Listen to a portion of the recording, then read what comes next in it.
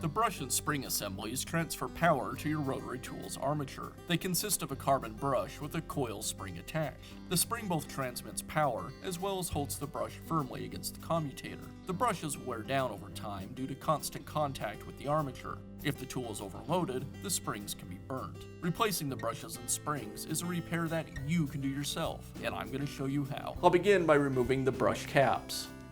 I'll unscrew the brush cap with a screwdriver.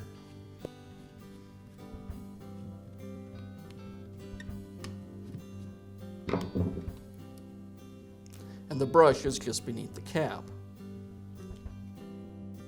To replace the brush, I'll align the new brush with the brush holder. Then I'll compress the spring with the brush cap,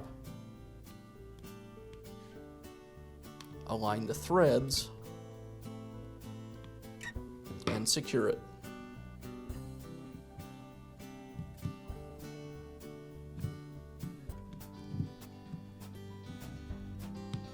You want to be careful not to over-tighten the brush caps or you'll crack them.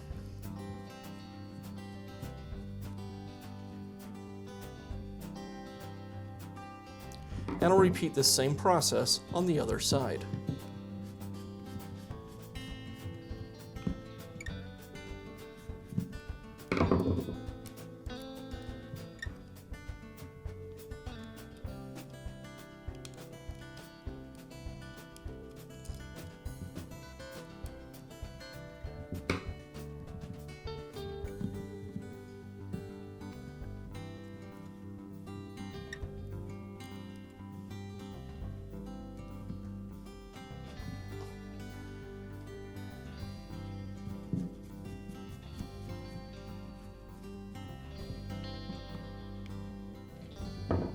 And that's all it takes to replace the brushes and springs on your rotary tool.